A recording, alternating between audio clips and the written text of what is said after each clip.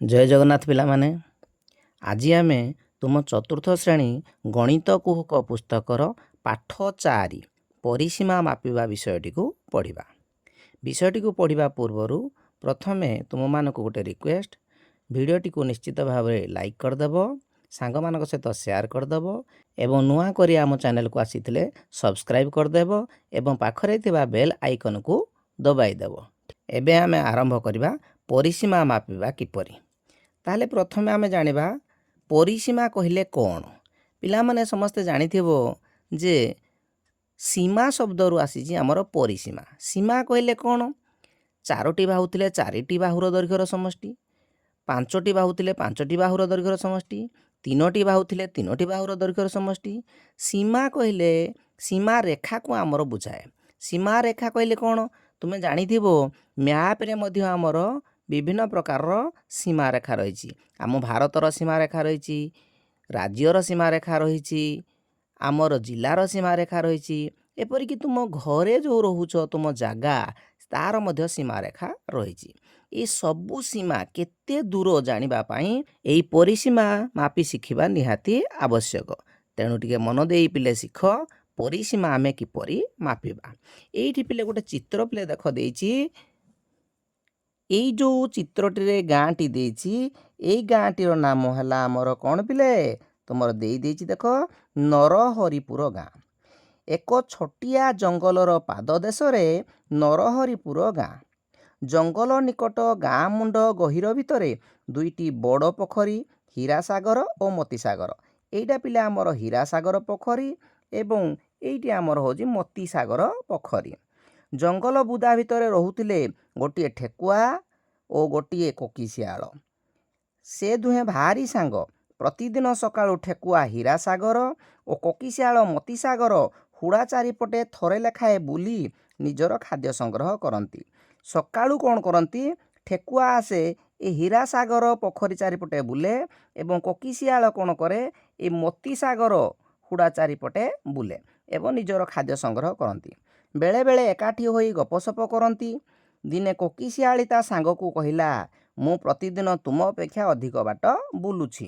ଠେକୁଆ କହିଲା, ନା ନା, ମୁଁ ତୁମ ଅପେକ୍ଷା ବେଶୀ ବାଟ ବୁଲୁଛି। କଥା ଛିଣ୍ଡିଲା ନାହିଁ। ତେଣୁ ଠିକ୍ କଥା ଜାଣିବା ପାଇଁ ଦୁହେଁ ମିଶି ଚତୁର ବିଲୁଆ ନନା ପାଖକୁ ଗଲେ। ବିଲୁଆ ନନା ବଡ଼ ମାପ ଫିତାଟିଏ ଧରି କହିଲେ, ଚାଲ ଉଭୟ ପୋଖରୀର ହୁଡ଼ାର ଲମ୍ବ ବା ଦୈର୍ଘ୍ୟ ମାପିବା।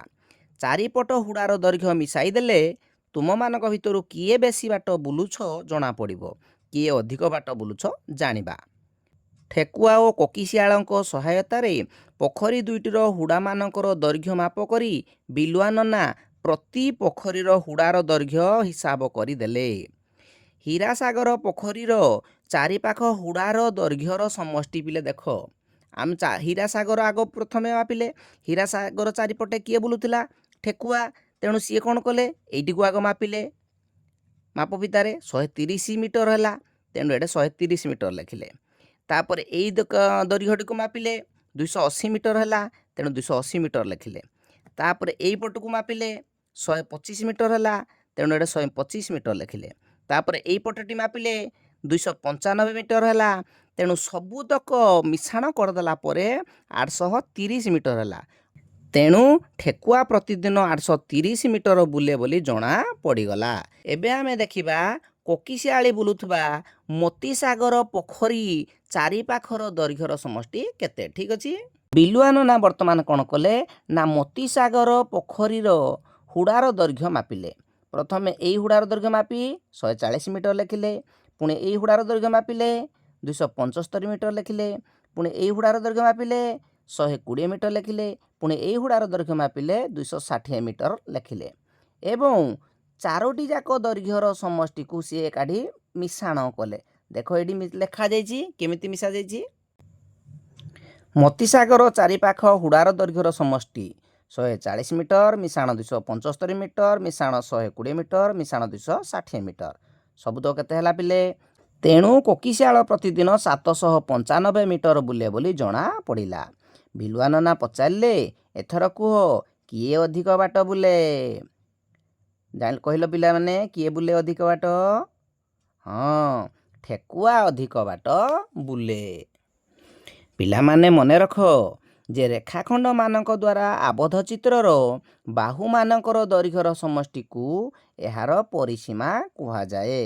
ଅର୍ଥାତ୍ ପିଲାମାନେ ଏହିପରି ତ୍ରିଭୁଜ ଆକୃତି ହେଇଥାଉ ବା ଚତୁର୍ଭୁଜ ଆକୃତି ହେଇଥାଉ କିମ୍ବା ପଞ୍ଚଭୁଜ ଆକୃତି ହେଇଥାଉ, ଯେକୌଣସି ଆକୃତି ହେଇଥାଉ, ଯେହେତୁ ଏହା ରେଖାଖଣ୍ଡମାନଙ୍କ ଦ୍ୱାରା ଆବଦ୍ଧ। ଆବଦ୍ଧ ମାନେ କ'ଣ? ଇଏ ଦେଖ ଆମର ଆବଦ୍ଧ, କିନ୍ତୁ ଯଦି ଆମେ କହିବା ଏଇଟି ଆବଦ୍ଧ ନାହିଁ, ଏଇଟା ଫାଙ୍କା ଅଛି, ଫାଙ୍କା ଥିଲେ ଆବଦ୍ଧ ଆମେ କହିବା ନାହିଁ। ଇଏ ଆମର ଗୋଟିଏ ଆବଦ୍ଧ ଚିତ୍ର ନୁହେଁ, କିନ୍ତୁ ଇଏ ସବୁ ଆବଦ୍ଧ ଚିତ୍ର। ତ ପିଲେ ଏଇଭଳି ରେଖାଖଣ୍ଡମାନଙ୍କ ଦ୍ୱାରା ଆବଦ୍ଧ ଚିତ୍ରର ବାହୁମାନଙ୍କର ଦୈର୍ଘ୍ୟର ସମଷ୍ଟି, ଅର୍ଥାତ୍ ଏଇ ବାହୁକୁ ମାପିବା, ପୁଣି ଏଇ ବାହୁକୁ ମାପିବା, ପୁଣି ଏଇ ବାହୁକୁ ମାପିବା, ତିନୋଟି ଯାକ ବାହୁକୁ ମାପିଦେଲେ ତାପରେ ମିଶାଣ କରିଦେଲେ ଯେତିକି ହେଲା ତାକୁ ଆମର ପରିସୀମା ବୋଲି କହିବା।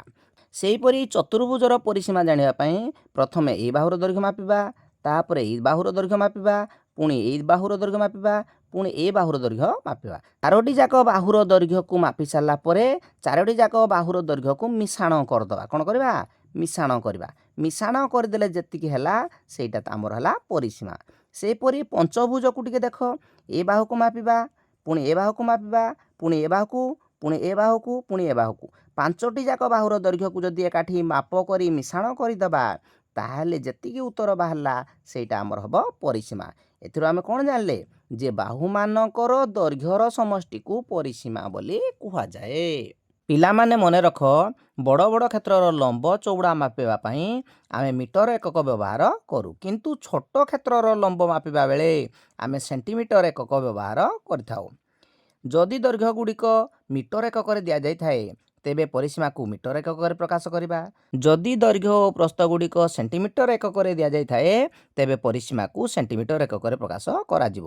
ଏବେ କହିଲେ ଦେଖିଲେ, ଯଦି ଗୋଟିଏ କ୍ଷେତ୍ରର ଦୁଇଟି ବାହୁ ମିଟର ଏକକରେ ଓ ଅନ୍ୟ ଦୁଇଟି ବାହୁ ସେଣ୍ଟିମିଟର ଏକକରେ ଥାଏ ତେବେ ପରିସୀମା କେଉଁ ଏକକରେ ଲେଖାଯିବ? ହଁ, ମିଟରକୁ ଆମେ ପିଲେ କ'ଣ କରିବା? ପ୍ରଥମେ ସେଣ୍ଟିମିଟର ଏକକରେ ପ୍ରକାଶ କରିବା, ତାପରେ ଯାଇକିନା ଉତ୍ତର ବାହାର କରିବା। ଅର୍ଥାତ୍ ଆମେ ସେଣ୍ଟିମିଟର ଏକକରେ ମଧ୍ୟ କରିପାରିବା ଏବଂ ସେଣ୍ଟିମିଟରକୁ ମିଟରରେ କରି ଜାଣିଥିଲେ ଆମେ ମିଟର ଏକକରେ ପ୍ରକାଶ କରିପାରିବା। ଠିକ୍ ଅଛି। ଏଇଠି ତୁମ ପାଇଁ କାମ ଗୋଟିଏ ଦିଆଯାଇଛି। ଦେଖ, ଗୋଟିଏ ପୋଷ୍ଟକାର୍ଡ଼ ସଂଗ୍ରହ କର। ପୋଷ୍ଟକାର୍ଡ଼ ତୁମେ ସମସ୍ତେ ଆଗରୁ ଦେଖିଥିବ, ଏବେ ଟିକେ ଦେଖ। ଇଏ ପିଲେ ହେଉଛି ଗୋଟିଏ ପୋଷ୍ଟକାର୍ଡ଼। ଏଇ ପୋଷ୍ଟକାର୍ଡ଼ର ଦୈର୍ଘ୍ୟ ସବୁ ମାପ କରିବ। ମାପ ତୁମେ କରି ଜାଣିଥିବ ପିଲେ। এই ପୋଷ୍ଟକାର୍ଡ଼କୁ ମାପିବା ପାଇଁ ସ୍କେଲର ଶୂନ ଯେଉଁଠି ଅଛି ପିଲେ ଦେଖ କେମିତି ମୁଁ ଲଗେଇ ରଖିଛି, ଦେଖିପାରୁଥିବ। ପୋଷ୍ଟକାର୍ଡ଼ର ଧାରକୁ ଲଗେଇ ରଖିବା ଏବଂ ଏଇଠି ହେଲା ଆମର ଦେଖିପାରୁଥିବ 14 ସେଣ୍ଟିମିଟର 5 ମିଲିମିଟର, ଅର୍ଥାତ୍ 14.5 ସେଣ୍ଟିମିଟର। ଠିକ୍ ଅଛି। ସେହିପରି ପ୍ରସ୍ଥକୁ ଆମେ ଦେଖିବା କେତେ ହେଉଛି 9 ସେଣ୍ଟିମିଟର 5 ମିଲିମିଟର, ଅର୍ଥାତ୍ 9.5 ସେଣ୍ଟିମିଟର। ପିଲେ ମାପି ଜାଣିଲ। ଏଇଠି ପୋଷ୍ଟକାର୍ଡ଼ର ଧାରମାନଙ୍କର ଦୈର୍ଘ୍ୟକୁ ସ୍କେଲ ଦ୍ୱାରା ମାପି ତୁମ ଖାତାରେ ଲେଖ। ଅର୍ଥାତ୍ ଏଇଠି ଦୈର୍ଘ୍ୟ ଲେଖିଦେବ। ଏଠି କେତେ ହେଇଥିଲା? 14.5 ସେଣ୍ଟିମିଟର। ସେହିପରି ପ୍ରସ୍ଥ ଲେଖିଦେବ 9.5 ସେଣ୍ଟିମିଟର। ଏହାର ଧାରମାନଙ୍କର ଦୈର୍ଘ୍ୟର ସମଷ୍ଟି କେତେ ହେଲା ସ୍ଥିର କରିବ। ପିଲେ ଟିକେ ଚିନ୍ତା କର, ଯଦି ଏଇ ଦୈର୍ଘ୍ୟ 14.5 ସେଣ୍ଟିମିଟର ହୁଏ, ଏଇ ଦୈର୍ଘ୍ୟ ମଧ୍ୟ 14.5 ସେଣ୍ଟିମିଟର ହେବ। ସେହିପରି ଏଇ ପ୍ରସ୍ଥ ଯଦି 9.5 ସେଣ୍ଟିମିଟର ହୁଏ ତାହେଲେ ଏଇ ପ୍ରସ୍ଥ ମଧ୍ୟ 9.5 ସେଣ୍ଟିମିଟର ହେବ। ଅର୍ଥାତ୍ ଏହାର ଧାରମାନଙ୍କର ଦୈର୍ଘ୍ୟର ସମଷ୍ଟି ମାନେ 14.5 ସେଣ୍ଟିମିଟର ମିଶାଣ 9.5 ସେଣ୍ଟିମିଟର ମିଶାଣ 14.5 ସେଣ୍ଟିମିଟର ମିଶାଣ 9.5 ସେଣ୍ଟିମିଟର। ଟୋଟାଲ ମିଶାଇ ଦେଲେ ତୁମେ ପରିସୀମା ପିଲେ ପାଇଯିବ। ଠିକ୍ ଅଛି। ଏବେ ପିଲେ ଦେଖ, ତଳ ଚିତ୍ରଗୁଡ଼ିକର ବାହୁଗୁଡ଼ିକର ଦୈର୍ଘ୍ୟ ମାପି ଖାଲି ସ୍ଥାନରେ ଲେଖ। ପ୍ରତ୍ୟେକ ଚିତ୍ରର ପରିସୀମା ନିର୍ଣ୍ଣୟ କର। ତ ପିଲେ ଏଇଠି ଦେଖ ଗୋଟେ ତ୍ରିଭୁଜର ଚିତ୍ର ଅଛି। କ ଖ ଗ ତାର ନାଁ ଦିଆହେଇଛି। ଅର୍ଥାତ୍ ଏଇ ବାହୁର ନାମ ହେଲା କ ଖ, ଏଇ ବାହୁର ନାମ ହେଲା ଖ ଗ, ଏଇ ବାହୁର ନାମ ହେଲା କ ଗ ବା ଗ କ। ସେହିପରି ଏଇ ଆୟତ ଚିତ୍ରକୁ ଯଦି ଆମେ ଦେଖିବା ଏଇ ବାହୁର ନାମ ହେଲା କ'ଣ ଚ ଛ।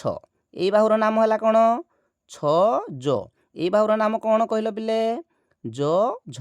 ହଁ ଏଇ ବାହୁର ନାମ କ'ଣ ହେଲା ଚ ଝ ବା ଝ ଚ। ସେହିପରି ଏଇ ପଞ୍ଚଭୁଜର ନାମକୁ ଆମେ ଟିକେ ଦେଖିଦେବା। ଏଇ ବାହୁର ନାମ ହେଲା ଟ ନ। ଏଇ ବାହୁର ନାମ ହେଲା ନ ଢ। ଏଇ ବାହୁର ନାମ ହେଲା ଢ ଡ। ଏଇ ବାହୁର ନାମ ହେଲା ଠ ଡ। ଆଉ ଏଇ ବାହୁର ନାମ ହେଲା କ'ଣ ଠ ଟ। ଏବେ ଆମେ ପିଲେ ତ୍ରିଭୁଜର ବାହୁଗୁଡ଼ିକୁ ମାପିବା। ଏଠି ଦେଖ ଦେଇଛି ଚିତ୍ର ନମ୍ବର 1 ମାନେ ଏଇ ଚିତ୍ର। କ ଖ ବାହୁର ଦୈର୍ଘ୍ୟ କେତେ ମାପିକିନା ଏଠି ଲେଖିବ କ ଖ ବାହୁ। ଏଇ କ ଖ ବାହୁଟାକୁ ପିଲେ ଯଦି ତୁମେ ମାପିବ ତାହେଲେ ନିଶ୍ଚିତ ଭାବରେ 3 ସେମି ହେବ। ତେଣୁ ଏଠି ଲେଖିଦେବ 3 ସେମି। ସେହିପରି ଖ ଗ ବାହୁକୁ ମାପିବ। ଖ ଗ କହିଲେ କେଉଁଟା ଏଇଟାକୁ ମାପିବ। ଏଇଟାକୁ ମାପିଲେ ନିଶ୍ଚିତ ଭାବରେ ଏଇଟା ମଧ୍ୟ 3 ସେମି ହେବ। ସେହିପରି ଏଇ ଗ କ ବାହୁକୁ ମାପିବ ଏଇଟା ମଧ୍ୟ 3 ସେମି ହେବ। ଏବଂ 3 ସେମି 3 ସେମି 3 ସେମି ତିନିଟି ଯାକ ମିଶାଇ ଦେବ। 3 ମିଶାଣ 3 ମିଶାଣ 3 ଅର୍ଥାৎ 3 3 କେତେ 6 6 3 କେତେ 9। ତେଣୁ ଏଇଠି ହେବ 9 ସେମି। କେତେ ହେବ 9 ସେମି। ସେହିପରି ପିଲେ ଚିତ୍ର ନମ୍ବର 2ରେ ଯେଉଁ ଆୟତ ଚିତ୍ର ଥିଲା ତାର ଛ ବାହୁକୁ ଯଦି ମାପିବ ତାହେଲେ ପିଲେ 2 ସେମି ହେବ। ତେଣୁ ଆମେ ଏଠି କ'ଣ ଲେଖିବା 2 ସେମି। ସେହିପରି ଛ ଜକୁ ଯଦି ମାପିବ 4 ସେମି ହେବ। ଜ ଝକୁ ଯଦି ମାପିବ 2 ସେମି ହେବ। ଏବଂ ଝ ଚକୁ ଯଦି ମାପିବ ତାହେଲେ 4 ସେମି ହେବ। ଅର୍ଥାତ୍ 2 ମିଶାଣ 4 2 4 6 6 ମିଶାଣ 2 6 2 8 8 ମିଶାଣ 4 ସମାନ କେତେ ହେଇଗଲା ପିଲେ 8 4 12 ସେମି ହେବ। ଏଠି କେତେ ଲେଖିବ 12 ସେମି ଅର୍ଥାତ୍ 12 ସେଣ୍ଟିମିଟର। ସେହିପରି ଚିତ୍ର ନମ୍ବର 3କୁ ଯଦି ଦେଖିବା ଠର ଦୈର୍ଘ୍ୟ ମାପିବା ଯଦି ପିଲେ ସେଇ ତୁମର 2 ସେମି ହେବ। ଠ ଡ ମାପିଲେ ମଧ୍ୟ 2 ସେମି ହେବ। ସବୁଗୁଡ଼ିକ ପିଲେ 2 ସେମି ଲେଖା ହେବ। ଅର୍ଥାତ୍ 2 2 4 2 6 2 8 2 10 ସେଣ୍ଟିମିଟର ହେବ ତାର ପରିସୀମା। ଆର ପଟରେ ଯେଉଁ ଡ୍ୟାସ୍ ଦେଇଛି ତାକୁ ଲେଖିଦେବ। ଅର୍ଥାତ୍ ଏଇଠି ବି 2 ସେମି ଏଇଠି ବି 2 ସେମି ଏଇଠି ବି 2 ସେମି ଏଇଠି ବି 2 ସେମି ଏଇଠି ବି 2 ସେମି ଅର୍ଥାତ୍ ସବୁତକ ମିଶାଇ ଦେଲେ କେତେ ହେବ 10 ସେମି। ଏଇଠି ଲେଖିଦେବ ପରିସୀମା। ଏବେ ପିଲେ ଆମେ ଆୟତ ଚିତ୍ର ଓ ବର୍ଗ ଚିତ୍ରର ପରିସୀମା ନିର୍ଣ୍ଣୟ କରିବା। ଏଇଠି ଗୋଟେ ଚିତ୍ର ପିଲେ ଦେଖ ଦେଇଛି ଗୋଟେ ଆୟତ ଚିତ୍ରର ଚିତ୍ର। ଏଇଠି ଆମେ କ'ଣ କରିବା ଏଇ କ ଖ ବାହୁର ଦୈର୍ଘ୍ୟକୁ ମାପିବା। ଏଠି 3 ସେମି ହେବ। ସେହିପରି ଖ ଗ ବାହୁର ଦୈର୍ଘ୍ୟ ମାପିବା ଏଇଠୁ ଏଇ ଯାଏଁ ଏଇଟା 2 ସେଣ୍ଟିମିଟର ହେବ। ସେହିପରି ଗ ଆଉ ଘ ଦୈର୍ଘ୍ୟ ମାପିବା ଅର୍ଥାତ୍ ଏଇଠୁ ଏଇ ଯାଏଁ ମାପିବା। ସ୍କେଲ୍ ସାହାଯ୍ୟରେ ମାପିବ ଠିକ୍ ଅଛି 3 ସେଣ୍ଟିମିଟର ହେବ। ସେହିପରି ଏଇ ଘ ଆଉ କର ଦୈର୍ଘ୍ୟ ମାପିବା ଅର୍ଥାତ୍ ଘଠୁ କ ପର୍ଯ୍ୟନ୍ତ ସ୍କେଲ୍ରେ ମାପିବ ଯେଉଁଟାକି 2 ସେଣ୍ଟିମିଟର ହେବ। ଏବଂ ଏଇଠି ପିଲେ ତୁମେ ଦେଖିପାରିଲ ଯେ କ ଖର ଦୈର୍ଘ୍ୟ ଯେତିକି ଗ ଘର ଦୈର୍ଘ୍ୟ ସେତିକି ଅର୍ଥାତ୍ ଏଇ ବାହୁର ଦୈର୍ଘ୍ୟ ଯେତିକି ଏଇ ବାହୁର ଦୈର୍ଘ୍ୟ ସେତିକି। ସେହିପରି କ ଘର ଦୈର୍ଘ୍ୟ ଯେତିକି ସେହିପରି ଖ ଗର ଦୈର୍ଘ୍ୟ ସେତିକି। ଅର୍ଥାତ୍ ଏଥିରୁ ଆମେ କ'ଣ ଜାଣିଲେ ଯେ ଆୟତ ଚିତ୍ରର 2 ବିପରୀତ ବାହୁର ଦୈର୍ଘ୍ୟ ପରସ୍ପର ସମାନ। ତେଣୁ ଆମେ ପରିସୀମା ନିର୍ଣ୍ଣୟ କରିବା ପାଇଁ କ'ଣ କରିବା ଏଠି ପିଲେ ଗୋଟେ ସୂତ୍ର ଦେଖ ଦିଆଯାଇଛି। ପରିସୀମା ନିର୍ଣ୍ଣୟ କରିବା ପାଇଁ ଲମ୍ବ ମିଶାଣ ଚଉଡ଼ା କରିବା। ଏଇଠି ଯେଉଁଟା ଆମର ଦେଇଥିଲା ଏଇ ଲମ୍ବ ଚଉଡ଼ାକୁ ମାପ କରିବା। ଅର୍ଥାତ୍ ଏଇଠି କ'ଣ ପିଲେ ହେଇଗଲା ଦେଖ ଲମ୍ବ 2ଟି ହେଇଗଲା ତେଣୁ ୟାକୁ ପାଖରେ ଲେଖିବା। ଚଉଡ଼ାକୁ ଚଉଡ଼ା ପାଖରେ ଲେଖିବା। 2ଟି ଲମ୍ବ 2ଟି ଚଉଡ଼ା ଅର୍ଥାତ୍ 2ଟି ଲମ୍ବ 2ଟି ଚଉଡ଼ାକୁ ଆମେ ପୁଣି ଲେଖିଦେଲେ। ବର୍ତ୍ତମାନ 2ଟାକୁ ପିଲା ଆମେ କ'ଣ କଲେ କମନ୍ ଆଣିଲେ ବା ବାକ୍ୟ ଆରମ୍ଭକୁ ଆଣିଲେ। ଯଦି 2ଟା କମନ୍ ଆଣିଲେ ଭାରି ଏଇଥିରେ କେବଳ ରହିବ ଲମ୍ବ ଏଇଥିରେ କେବଳ ରହିବ ଚଉଡ଼ା। ଅର୍ଥାତ୍ ଏଇ ଆୟତ ଚିତ୍ରର ପରିସୀମାର ସୂତ୍ର ହୋଇଗଲା 2 ଗୁଣନ ଲମ୍ବ ମିଶାଣ ଚଉଡ଼ା। ଏଣୁ ଆମେ ଜାଣିଲେ ଆୟତ ଚିତ୍ରର ପରିସୀମା ସମାନେ 2 ଗୁଣନ ଲମ୍ବ ମିଶାଣ ଚଉଡ଼ା। ଏଇଠି ପିଲେ ମନେ ରଖିଥା 2 ଗୁଣନ ଲମ୍ବ ମିଶାଣ ଚଉଡ଼ାକୁ 2 ଗୁଣନ ଦୈର୍ଘ୍ୟ ମିଶାଣ ପ୍ରସ୍ଥ ବୋଲି ମଧ୍ୟ କୁହାଯାଏ। ଠିକ୍ ଅଛି। ଏବେ ପିଲେ ଦେଖ ପାର୍ଶ୍ୱସ୍ଥ ଚିତ୍ରରେ ଥିବା ବର୍ଗ ଚିତ୍ରର ପ୍ରତ୍ୟେକ ବାହୁର ଦୈର୍ଘ୍ୟ ମାପ ଓ ସେଗୁଡ଼ିକୁ ନିମ୍ନରେ ଲେଖ। ଏଇ ଯେଉଁ ବର୍ଗ ଚିତ୍ରଟି ଦେଇଛି ତାର ବାହୁଗୁଡ଼ିକୁ ଆମେ ମାପିବା। ପ୍ରଥମେ ଦେଇଛି ପ ଫ ବାହୁର ଦୈର୍ଘ୍ୟ। ପ ଫ କହିଲେ ଏଇଠୁ ଏଇ ଯାଏ ସ୍କେଲ୍ରେ ମାପିଦେବ। ଏଇଠୁ ଏଇ ଯାଏ ସ୍କେଲ୍ ଧରିବ କେତେ ହେଲା ତୁମେ ଲେଖିବ। ନିଶ୍ଚିତ ଭାବରେ ପିଲେ 3 ସେଣ୍ଟିମିଟର ହେବ ଅର୍ଥାତ୍ ଏଇଠି 3 ଲେଖିବ। ସେହିପରି ଫ ବ ବାହୁର ଦୈର୍ଘ୍ୟ ଏଇଠୁ ଏଇ ଯାଏଁ ମାପିବ। ଇଏ ମଧ୍ୟ ପିଲେ 3 ସେଣ୍ଟିମିଟର ହେବ। ସେହିପରି ବ ଭ ବାହୁର ଦୈର୍ଘ୍ୟ ମାପିବ, ଅର୍ଥାତ୍ ଏଇଠୁ ଏଇ ଯାଏଁ ମାପିବ। ଇଏ ମଧ୍ୟ 3 ସେଣ୍ଟିମିଟର ହେବ। ଏବଂ ଇଏ ଭ ପ ବାହୁର ଦୈର୍ଘ୍ୟ ମାପିବ ଏଇଠୁ ଏଇ ଯାଏଁ। ଇଏ ମଧ୍ୟ 3 ସେଣ୍ଟିମିଟର ହେବ। ଏବଂ ଏଇଠି ଦେଖ ପିଲେ ଚାରୋଟି ଯାକ ବାହୁର ଦୈର୍ଘ୍ୟ ସମାନ ହେଲା। ଏ ବାହୁର ଯେତିକି ଦୈର୍ଘ୍ୟ, ଏ ବାହୁର ଦୈର୍ଘ୍ୟ ସେତିକି, ଏ ବାହୁର ଦୈର୍ଘ୍ୟ ସେତିକି, ଏ ବାହୁର ଦୈର୍ଘ୍ୟ ସେତିକି। ଇଏ 3 ସେମି 3 ସେମି 3 ସେମି 3 ସେମି, ଚାରୋଟି ଯାକ ବାହୁର ଦୈର୍ଘ୍ୟ ପରସ୍ପର ସମାନ। ଏବେ ଦେଖ ବର୍ଗଚିତ୍ର ପ ଫ ବ ଭ ଯୋଡ଼ା ଏବେ ମାପ କଲେ ତାର ପରିସୀମା କେତେ ହେବ? ଚାରୋଟି ଯାକ ବାହୁର ଦୈର୍ଘ୍ୟ ମିଶାଇବା, ଅର୍ଥାତ୍ ପ ଫର ଦୈର୍ଘ୍ୟ ଏଇଠି ଲେଖିବା 3 ସେମି, ଫ ବର ଦୈର୍ଘ୍ୟ 3 ସେମି ଲେଖିବା, ବ ଭର ଦୈର୍ଘ୍ୟ ଏଇଠି ଲେଖିବା, ଭ ପର ଦୈର୍ଘ୍ୟ ଏଇଠି ଲେଖିବା, ଅର୍ଥାତ୍ 3 3 3 3 ହେବ। ଅର୍ଥାତ୍ 3 ମିଶାଣ 3 6, 3 9, 3 12 ସେଣ୍ଟିମିଟର ହେବ। ଏଠି କେତେ ସେଣ୍ଟିମିଟର ହେବ? 12 ସେଣ୍ଟିମିଟର ହେବ। ବୁଝିପାରିଲ? ତ ବର୍ଗଚିତ୍ରର ପରିସୀମା ଏହାର ବାହୁମାନଙ୍କ ଦୈର୍ଘ୍ୟ ଭିତରେ କ'ଣ ସମ୍ପର୍କ ଅଛି ପିଲେ ଆମେ ଏଇଠି ଲେଖିବା। ଏଇଠି କ'ଣ ଲେଖିବ? ମୁଁ ଖାତାରେ ଲେଖିଦେଉଛି ପିଲେ, ଟିକେ ଦେଖିଦିଅ। ବର୍ଗଚିତ୍ରର ପରିସୀମା ସମାନ ଗୋଟିଏ ବାହୁର ଦୈର୍ଘ୍ୟର 4 ଗୁଣ। ଅର୍ଥାତ୍ କ'ଣ ଆମେ ଜାଣିଲେ ଏଥିରୁ? ନା ଗୋଟିଏ ବର୍ଗଚିତ୍ରର ପରିସୀମା ସମାନ 4 ଗୁଣନ ଗୋଟିଏ ବାହୁର ଦୈର୍ଘ୍ୟ।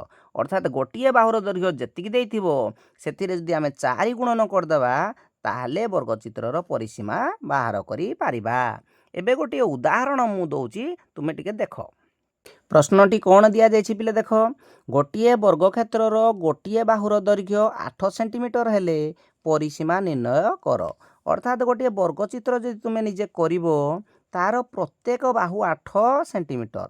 ଏ ବାହୁର ଦୈର୍ଘ୍ୟ 8 ସେଣ୍ଟିମିଟର, ଏ ବାହୁର ବି ଦୈର୍ଘ୍ୟ 8 ସେଣ୍ଟିମିଟର, ଏ ବାହୁର ଦୈର୍ଘ୍ୟ ବି 8 ସେଣ୍ଟିମିଟର, ଏ ବାହୁର ଦୈର୍ଘ୍ୟ ମଧ୍ୟ 8 ସେଣ୍ଟିମିଟର। ତାହେଲେ କିପରି ଆମେ ନିର୍ଣ୍ଣୟ କରିବା? ସୂତ୍ର ମାଧ୍ୟମରେ ଆମେ ଲେଖିବା ଆଗ କ'ଣ? ବର୍ଗକ୍ଷେତ୍ରର ବାହୁର ଦୈର୍ଘ୍ୟ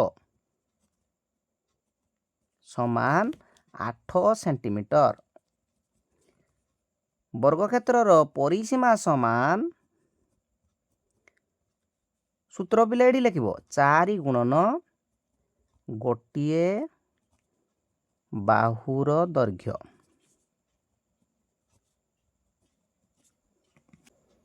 ସମାନ 4 ଗୁଣନ ଗୋଟିଏ ବାହୁର ଦୈର୍ଘ୍ୟ କେତେ ପିଲେ? 8 ସେଣ୍ଟିମିଟର ନା, ତେଣୁ ତୁମେ ଲେଖିବ ଏଠି 8 ସେଣ୍ଟିମିଟର। ଏଠି ଗାର ପିଲେ ଟାଣିବନି, ମୁଁ ବୁଝେଇବା ପାଇଁ ଏଠି ଗାର ଟାଣିଦେଲି।